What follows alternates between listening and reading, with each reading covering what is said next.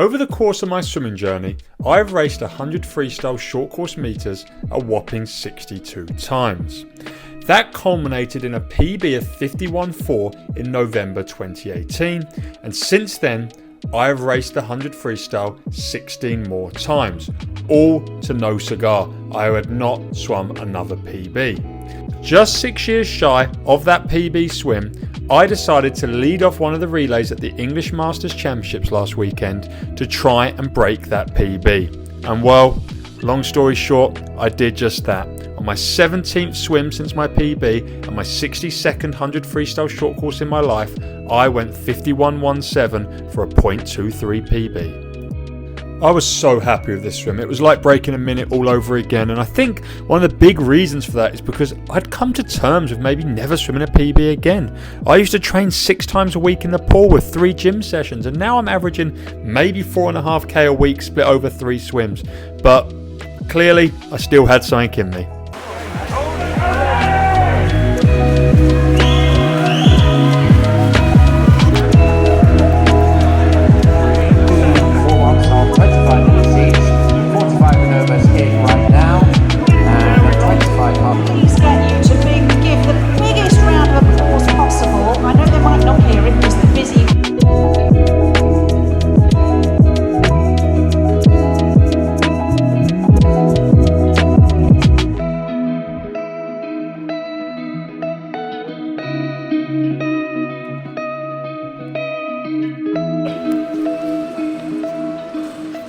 If you've followed me for any amount of time, you know how much I care about one thing in swimming, and that's swimming PBs. Like anyone I've ever coached, from Chad Leclos to 9-year-old kids, I tell them that my goal is to get you a PB.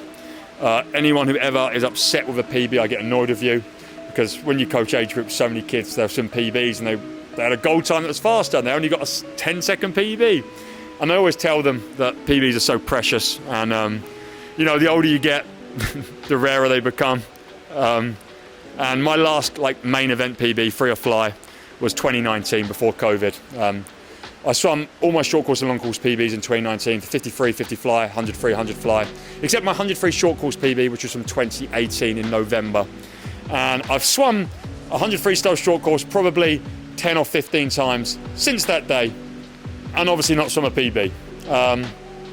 And I made it like a little project of me this year. Like I've actually got a little folder on my computer called Project PB, and I've been slowly and surely getting closer. And today I saw my first PB in 5 years, 6 years in that event. I dropped 0.23 seconds, 51.40 to 51.17, leading off the mixed 4x1 free relay. Reg will tell you it's bittersweet because we broke the world record but got beaten by Trafford Metro. So we got beaten, but honestly, I don't really care about that. I just care that I got a PB. So anyone out there, let me know if you got a PB recently, and make sure you give yourself a pat on the back, because PBs are the best things that you can get in swimming.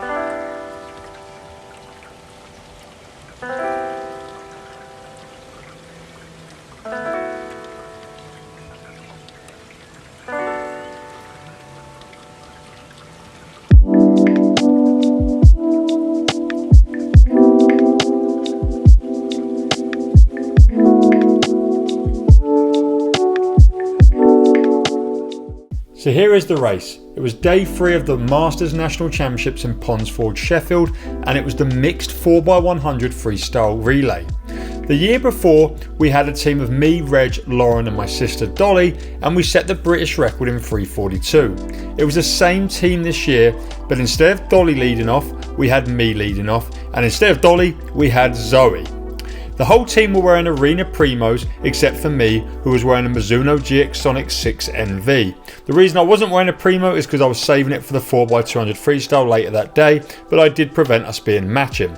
If you like the t-shirts we was wearing pre-race, then you can buy them on my website at the moment, and the same goes for the race cap. I'm wearing the 3D Aquaforce race cap. Now, before this race, we had looked at the teams competing against us, and the main competition was Trafford Metro in lane 4. And they had actually changed their order unbeknownst to us. So they originally had a guy who was about a 53-second swimmer leading off against me, and instead they changed to another swimmer, James Simpson, who is faster than me. And as I hit the 25 wall, I felt really easy and good, but was like, hey, I'm not winning here. And that feeling continued into the 50 turn, where I thought I was going really well, but wasn't winning. So I thought I was then going to be really slow. I was actually 24.19, just behind James, who was 24.14, I think. And I then tried to accelerate on the third 25, as if to say, like, hey, I got to get control of this race. And then with 25 to go, I'm like, I've still not got control of this race. So here I am, about to get beaten by 3 100ths. So I actually had a better back end than James by 2 100ths. He is a similar age to me, and we both swam lifetime bests of 51.1 in this race. He was 1.4, I was 1.7. And I think if I had to say one thing that's really projected me to this PB, it's my technique. I am not as fit or as fast or as strong as I was when I swam my previous PB, but my breathing is a lot better. I've really worked tirelessly on that over the last couple of years, and it's still not good by any means. I still turn my body all the way round, and I look way too far back and lift my head a little too high, but it's way less obvious than when I used to breathe. We then had Reg go against Dan Mills on the second leg, and Reg absolutely puts the beat down on here. Dan swam under his lifetime best, going to 52, but Reg was exceptional here, going to 49.7, which is his fastest relay split of all time, and only 0.2 of his lifetime best from when he was a full-time swimmer of 49.5. And then we then passed over to Zoe Causey, and we kind of thought, well, this must be a wrap. You know, we've got our two brilliant women to go, and we've already got a comfortable lead. But then Trafford Metro had two massive hitters. The first then being Kat Greenslade, a European champion, not Masters European champion, a straight up European champion in the women's 4x200 freestyle relay back in 2018. And you can't see it because of the zoom, but she is catching Zoe really well. Now, Zoe uses a brilliant underwater and a powerful but slightly slow stroke rate freestyle to equal what her best time is. So she's doing really well. She had swum so much for us this weekend. I think this was probably her 12th race of the 3-day meet. She had swum, I think, 7 times the day before. And even with her feeling the fatigue, she equaled her lifetime best of 57.0 on this. But Kat Greenslade, who you can see catching right up here, split a whopping 54.9. And that meant Lauren dived in with less of a margin of a lead than we were hoping for. And Lauren is obviously a Commonwealth medalist in her own right, but also trains once a week and only competes once a year at this little thing we do. And the girl next to her swims full time and went out crazy fast. She only breathed twice on the first 25. She's all stroke rate, and at 50 she's taken a small lead over Lauren. The girl who Lauren is racing is Victoria Cunningham. I should give her a name because she's swimming exceptionally here.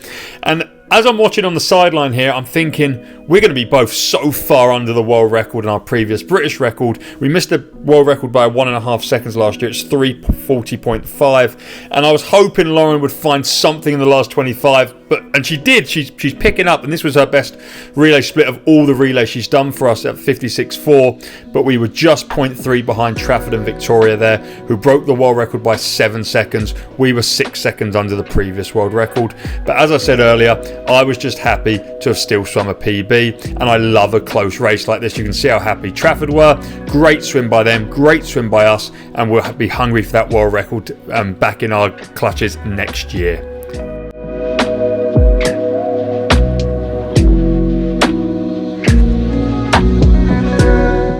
I hope you've enjoyed me reliving this PB swim of mine last weekend, and it's brought me on to 3 different talking points. The first of which is that it's never too late to swim fast. I'm 28 and I've just swum a lifetime best, and maybe this was the catalyst of belief that I needed to go on and swim more PBs, maybe in the butterfly events, the 50 freestyle, maybe get back under 23 seconds, and maybe even swim a long course lifetime best. But I'm really not that old in the grand scheme of things. I've got swimmers all around the world swimming lifetime bests in their 40s, 50s and even 60s, swimming faster than they did in college 30 years ago. And even on an international level, you've got the likes of Chad Leclos swimming a 200 butterfly PB at 30. You've got Max Litchfield just a little bit older than me, swimming a lifetime best in the 400 IM in the Paris Olympic final. And even beyond that, you've got the likes of people like Nick Santos swimming world records in their early 40s. A world record is also a PB because the fastest, not only that Nick Santos had swum at the time, but anyone ever in the history of world. And I think he was like 41 or 42 at the time of swimming that.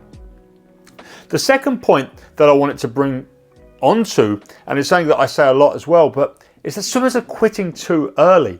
Me at 28, I'm probably at a physical peak, not through exercising, just through natural growing up and being a man. And if you're someone who's quit at 15, 16, 17, or even 18, or even early 20s at college or at graduation of college, you're quitting too early. You're not giving yourself a chance to really see out what you're capable of. And I think that if you can just give swimming a little bit more of a chance, you might end up surprising yourself and maybe reach some of them goals that you thought you never could. The last thing I want to talk about, and point number 3, is why a PB means so much to me. And a PB is nothing like competing. Competing is you against someone else or 7 other people or 9 other people. And there's loads of factors. There's of course how you do, but there's also the interaction in the race in terms of tactics with the others, but also how they've prepared, how they've trained. Have they been ill or injured? Have they even shown up? Are they shaved? And while it's great to want to win races and titles and trophies and qualifying for big meets is great, a PB is so much more than that, because a PB is just you versus yourself. It means you've done something better than you've ever done it before. And if you've been in the sport anywhere near as long as me or even longer, you might have tallied up 50, 100, 200 swims in a particular event. And to do it better than you have the previous 99 times, that's so special. I've come to terms with the fact that I'm never going to be an elite international swimmer. I'm never going to be Cole Chalmers going 44.8 or Panjan Lee going 46.4 long course. In fact, looking at the results around the country today at the Winter Regionals, there's kids in the 16 under category going way faster than I probably ever can. And there's been handfuls of 47-point swims from up and coming swimmers all around Britain. And it's brilliant to see. But I don't need to hold myself to that pedestal. I don't need to compete against them, because I'm okay with that. I'm not trying to be better than them. I'm just trying to be better than me. And that's why PB is so awesome.